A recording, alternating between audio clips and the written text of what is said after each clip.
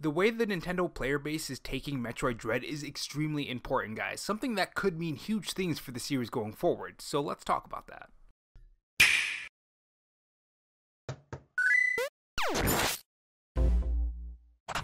Hey guys, it's Rob here, and welcome back to the Robo Show, where we cover the latest gaming news, leaks, and rumors from Microsoft, Sony, and Nintendo in 2020 and beyond. If you want to be kept up on the latest gaming news, make sure you click that red subscribe button below this video and that notification bell so you know when I upload. And if you're interested, I have a Patreon, which link to that will be in the pinned comment along with my Twitter account.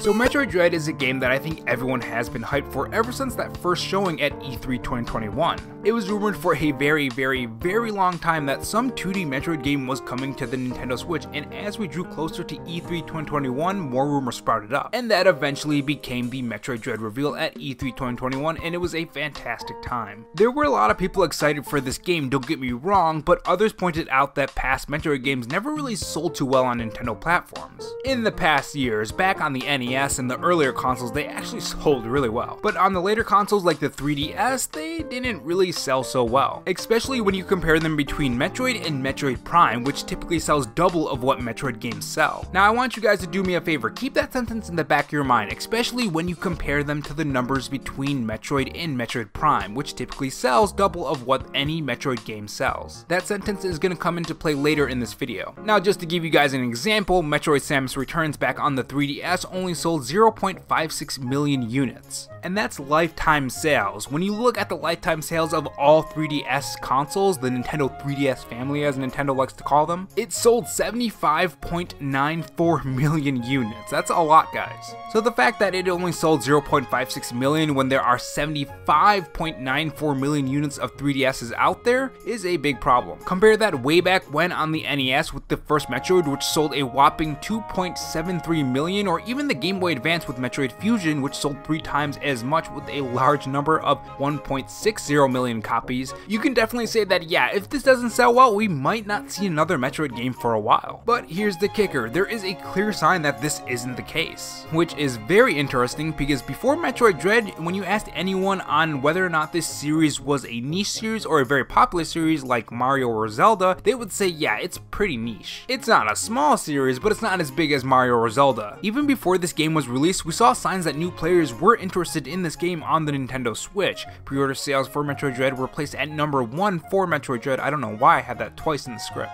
That's weird. What it's supposed to say is pre-order sales for Metroid Dread were placed at number 1 on Amazon. And this isn't the first sign, there were many more to come. And keep in mind that this isn't just secluded to Japan, where Nintendo has a huge market in. This is the US, UK, and Japan. It's all over, so I'm sure if you were to look at other stores as well, you'd probably see higher sales for Metroid Dread too. And the reason why I say that is because the news article right here, Metroid Dread is selling faster than any Metroid game in UK, or in the UK, I don't know why I said it like that. But this is out of all Metroid games. Now keep in mind that this is just the UK, but what happens in the UK typically follows in other markets. This is actually pretty interesting because the highest selling Metroid game is the original Metroid at 2.73 million. So it's outpacing the original Metroid, which sold 2.73 million. Based on this number, we can typically expect Metroid Dread to sell more than that, or at least the numbers in the UK for the original Metroid when you compare it to Metroid Dread on the Nintendo Switch. This would make it the best selling Metroid game in the UK. Now keep in mind that all depends on the lifetime sale, so we still have to wait a little bit longer, but right now it's looking good. And if the same thing goes for the other areas like US, Japan, and of course Canada, and all the other areas that you expect this game to release in, then you can say that this could end up being the best selling Metroid game to date. But you want to know what's even more crazy than that? If Metroid Dread sells more than 2.73 million copies, then this will outsell or almost outsell the original Metroid, which stands at a huge whopping number of 2.84 million copies. Now if it does end up doing more than that, that would be huge for this series because then it would be the most best selling, I guess, Samus game I would call it. Because you can't really call it a Metroid game because that would be referring to the Metroid games, and you can't call it a Metroid Prime game of course. But for the series as a whole, it would be the best selling game. I remember what I said about that sentence to keep it in the back of your head, well now it's going to become important. It's the sentence that says especially when you compare it to the numbers between Metroid and Metroid Prime, which typically sells double on what any Metroid game does. Or I think I used the word sell at that point. Well, if this ends up selling 3 million copies, which is the magic number that a lot of people are throwing around right now, then this is the best selling Metroid game of all time out of any Metroid game or Metroid Prime or anything. This goes for Metroid Prime, Metroid Dread, any of its spin-offs like Metroid Pinball or Metroid Federation, which we don't talk about that. I can tell you guys really didn't like that because it only sold a measly 0.15 million copies, so it's not that hard to beat. But this means Nintendo will look at these numbers and see how they're selling, and they'll probably make more Metroid games. Not only is this good news for the series going forward, but it's also good for the Metroid Prime trilogy coming to the Nintendo Switch as well. Or at least one of the Metroid games. Right now there are a couple rumors about the first Metroid being remade. It's also rumored that there's gonna be a Metroid Prime trilogy, and now I guess it's rumored that only Metroid Prime 1 is coming. It's all mixed up. But those rumors aside, if this does sell well, it's gonna be a clear sign to Nintendo that says, hey, this series is starting to be very, very popular, let's make more games for it. Now the fact that this sells so well, by association with the same character, that being Samus of course, these other games would sell more, and Nintendo is a company and they do want to make money, so they'll most likely try to get them out. I mean, they did it for Zelda, they did it for Mario, they even brought over some of the smaller Wii games. You know they're going to want to port these other games to the Nintendo Switch. This is very important because what's on the horizon? Metroid Prime 4, which is a big game for Nintendo. Which is kind of funny because before the release of Metroid Dread and of course the reveal trailer for Metroid Prime 4, people said this was a niche series. They didn't really think Metroid Prime 4 was a big reveal, which can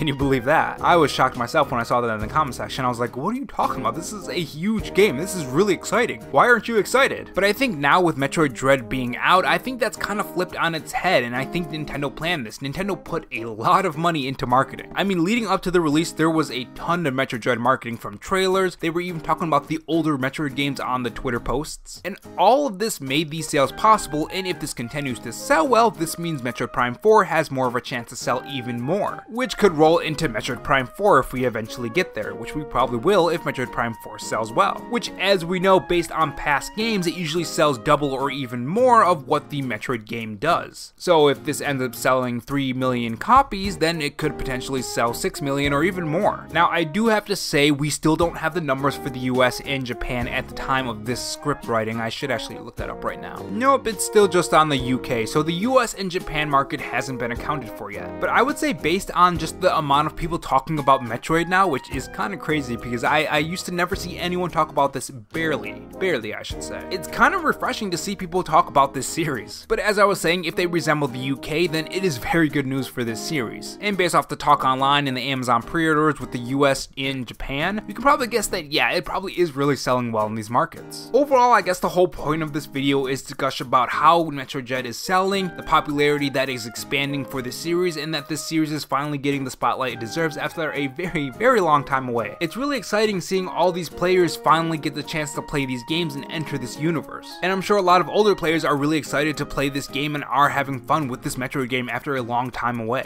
Tell me what kind of game you would like to see Samus in, be it a Hyrule Warriors type game or something entirely new. And if you guys enjoyed this video, leave a like and subscribe for more videos just like this. Thanks for watching guys, and remember, stay safe, stay charged, and have a good one.